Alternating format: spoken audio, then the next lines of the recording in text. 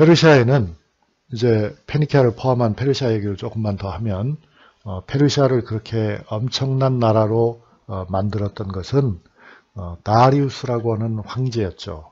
다리우스 황제는 이거 지금 전투 장면 그림이 나와 있습니다만 장창부대, 긴 창을 가진 부대, 게다가 기병과 보병의 연합전술을 사용했고요.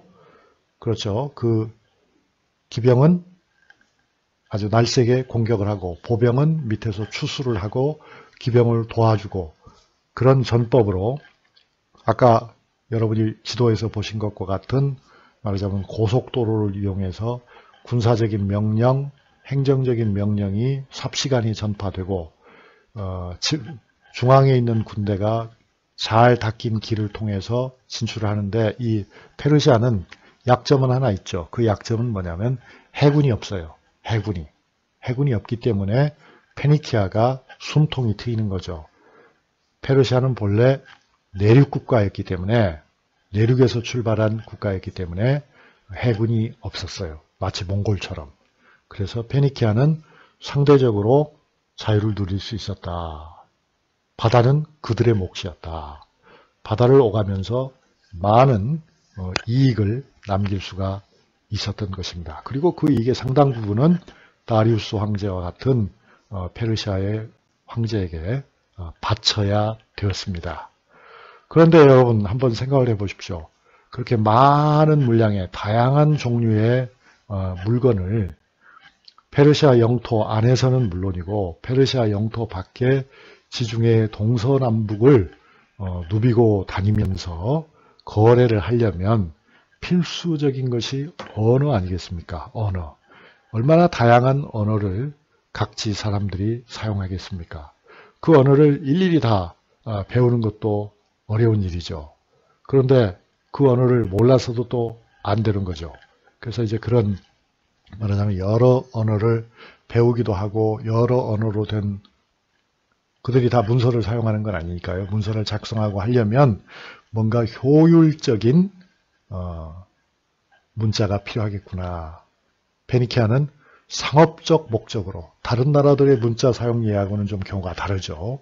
다른 경우에는 종교에서부터 출발해가지고 문학으로 넘어가고 철학으로 넘어가고 법학으로 확대되고 또 그것이 학문의 여러 분야로 확장되고 그런 경우를 지난 시간에 우리가 봤잖아요. 점토판에서부터 바피루스까지.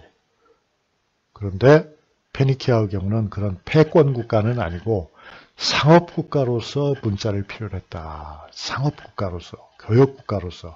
그러니까 교역 국가로서 아주 실용적인 접근을 하게 되는 겁니다. 그러니까 다시 이제 장면이 바뀌어서 그 왕의 길이 보이는데 수사에서부터 사르데스까지 뻗쳐져 있잖아요. 그러니까 이 지역은 그 페니키아가 살고 있던 지역은 여러 패권 국가들의 말하자면 정복 루트상에 그게 있었던 거예요.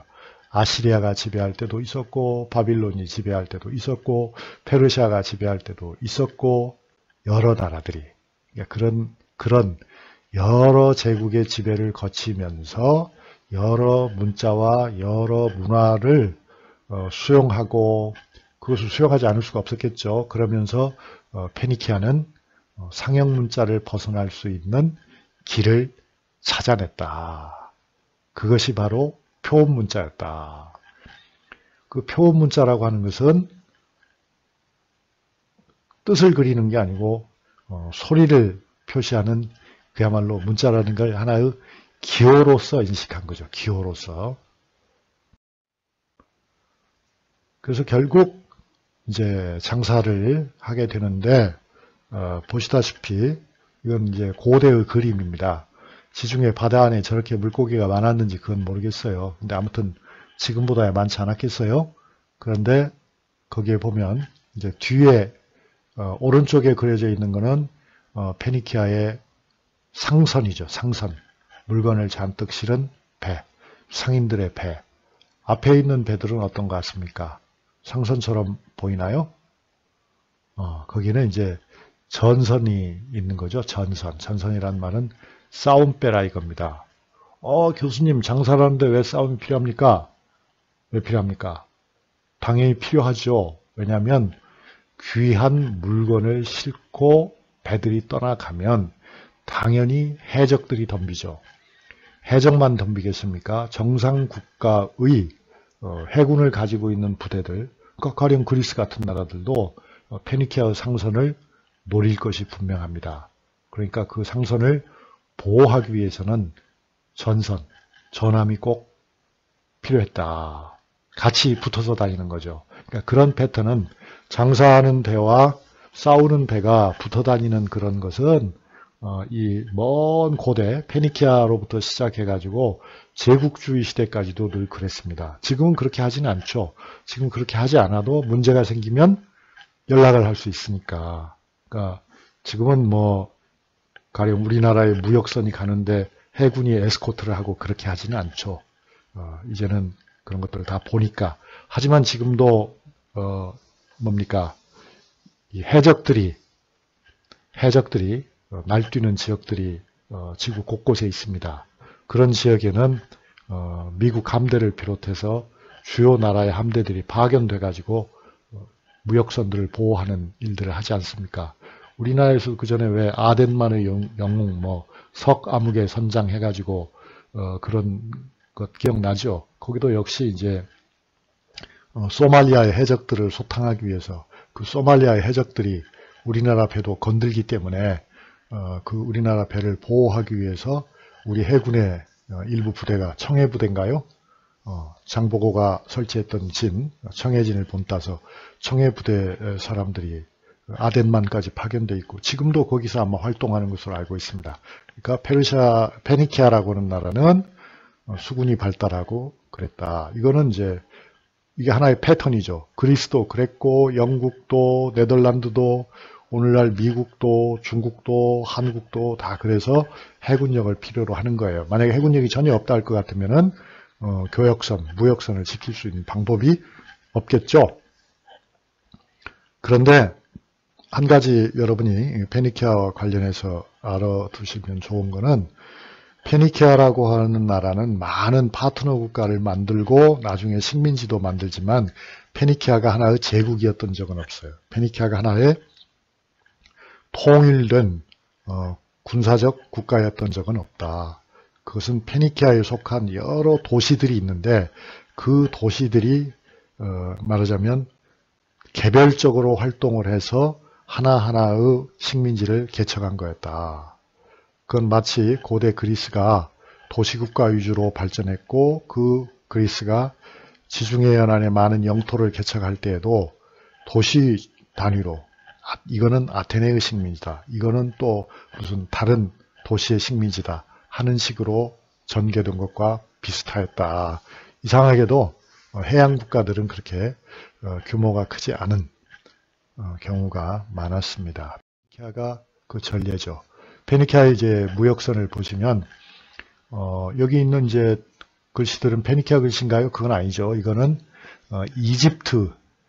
이집트의 상형 문자로 표시한 걸로 봐서 이것은 이집트의 기록에 나오는 페니키아의 무역선입니다. 어때요? 되게 물건 많이 싣고 있죠.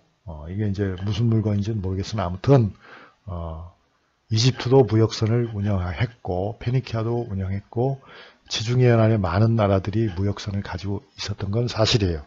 그렇지만 이제 그 중에서 가장 두각을 나타내는 것은 아까 보신 것과 같은 페니키아였다. 전선과 상선이 한 무리를 이루어서 지중해를 누비고 다니면서 막대한 이득을 보았다.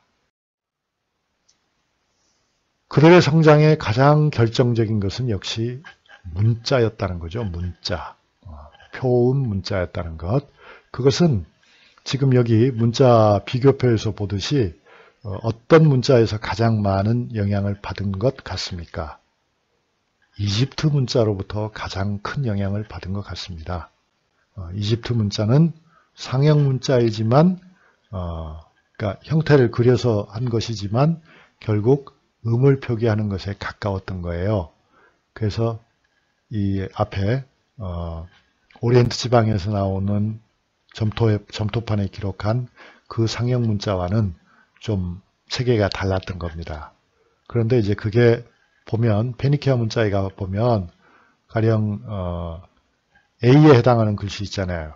그게 알레프라고 읽는데 그 알레프 이게 그리스 말에 가면 알파가 되잖아요. 그리고 페니키아 말에 베타가 그리스 문자에 가면 베타가 되고 베트가 베타가 되고요. 델레트가 델타가 되고요. 카프가 카파가 되고요. mem이 무가 되고요. 아인이 오미크론이 되고요. 신이 시그마가 되고 비슷하죠, 여러분? 비슷한데 글자도 비슷하게 같잖아요. 그러니까 이게 결국 뜻은 없고 소리를 표시하는 거였다. 근데 원래는 그리스 상형 문자에서 따간 거였다. 그러니까 페니키아 문자는 대단히 실용적인 문자인데 그것은 창의성은 좀 부족했던 것 같아요. 창의성보다는 실용성에 방점을 찍었다. 이집트 문자를 토대로 해가지고 페니키아의 표본 문자가 발생했고 그것을 계승해서 좀 더 단순한 형태로 바꾼 것이 그리스 문자였다.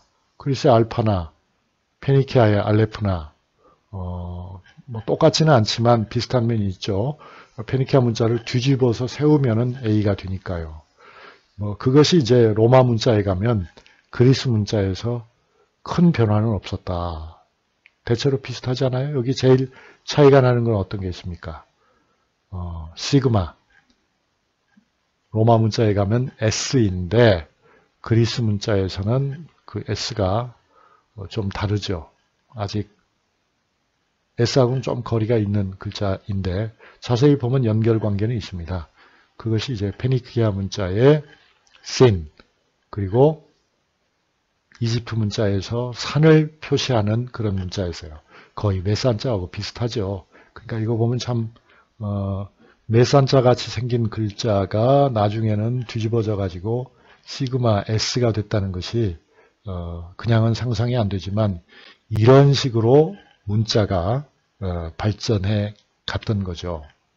그러니까 이런 표본 문자를 통해서 말을 이해하지 못해도 상대가 하는 발음을 받아 적을 수 있고 그 발음이 무엇을 뜻하는지를 알아내서 옆에다가 또 자기네 언어로 적어 놓으면 그러면 이제 언어 학습의 학습장이 아주 훌륭하게 만들어지는 거겠습니다. 그래서 이 페니키아 문자는 보세요. 페니키아 알파벳이 발전해 가지고 한편으로는 라틴 알파벳이 되기도 하고 다른 한편으로는 아람어를 거쳐서 아람어는 예수가 사용한 말도 아람어라고 합니다. 그것이 인도어, 페르시아어, 이게 좀 재밌어요. 페르시아 사람들도 자기들의 점토판 글씨를 포기하고 결국 페니키아식으로 가게 된다. 왜? 그것이 실용적이기 때문에, 그것이 편하니까. 그리고 심지어는 그것이 아랍어 알파벳으로 나중에는 발달하고요. 또 페니키아 바로 아래쪽에 붙어 있었던 유대, 히브리 사람들도 글자를 사용하지 못했었는데 나중이 되면은 페니키아 알파벳의 영향을 흡수해서 히브리어 알파벳으로 나갑니다. 그 하나하나를 비교해 볼 수는 있는데 그럴 만한 시간은 없죠.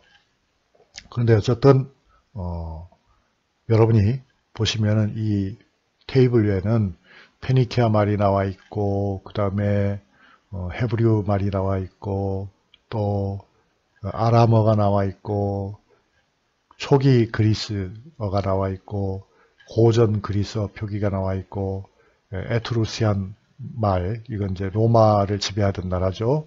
있고 그 다음에 라틴, 그러니까 초기 로마자가 나와 있고 고전 로마자가 나와 있고 그 다음에 이제 키를이라고 해서 그리스와 나중에 소련의 러시아의 문자가 나와 있고 또 저먼 고딕, 독일의 고딕체가 나와 있고 오늘날의 라틴어 문자까지가 쫙 하나의 표에 나오고 있습니다. 자, 여러분, 우리 한글은 페니키아 문자의 영향을 받았을까요? 안 받았을까요? 겉으로 보면 아무런 영향도 받지 않은 것 같아 보입니다. 그러나 내적으로 보면은 관계가 있어요. 어떤 관계가? 한글이 바로 표음 문자잖아요. 자음과 모음을 구별하지 않습니까? 그런 원리는 결국 페니키아 사람들이 처음 본격적으로 사용한 것이다. 그 토대가 되었던 것은 이집트의 상형 문자지만 그러나 그걸 표음 문자로서 쓰기 시작한 건 분명히 페니키아 사람들이거든요. 그래서 그 페니키아 사람들이 아까도 잠깐 그림에서 봤지만 이렇게 넓은 영역을 다 차지하게 돼요. 그러니까 지중해를 따라서 여러 지역 어디까지 가는 거예요. 이베리아 반도, 즉 오늘날의 스페인 옆에까지, 스페인의 남부지방까지를 다 진출한다. 튀니지아까지도 진출한다. 아프리카에. 그렇잖아요. 이거 어마어마한 세력인 거죠. 이것은 엄청난 교역 활동이고요. 나중에 이제 영국의 활동이라고 하는 것도 19세기의 영국은 해가 지지 않는 나라를 건설했다. 보통 그렇게 말하지 않습니까? 그런데 그 해가 지지 않는 영국도 따지고 보면 움직인 것이 그들의 활동이 페니키아가 움직인 것과 별로 차이가 없어 보일 정도입니다. 많은 식민지를 건설하고 해군력과 상업을 결합하면서 아주 실용적인 전략을 취했던 거죠. 그런데 여러분, 페니키아라는 말의 뜻이 무엇인지는 혹시 아시나요? 페니키아라는 말은 사실은 보라색 염료를 뜻합니다. 왜냐하면 페니키아 상인들이 여러 가지 물건을 가지고 다녔지만 그 중에서 페니키아의 가장 전형적인 상품이 바로 보라색 염료였기 때문이죠. 그것은 대단히 비싸기도 했고 매우 페니키아 상인이 아니면 구할 수 없는 그런 염료였기 때문에 그 보랏빛 염료를 팔고 다니는 그 상인들을 저 사람들은 자줏빛이야 자줏빛 이래서 페니키아라고 부르게 됐던 것입니다. 그렇게 해서 이제 나중에는 훨씬 배보다 배꼽이 더 큰 페니키아가 되는 거죠.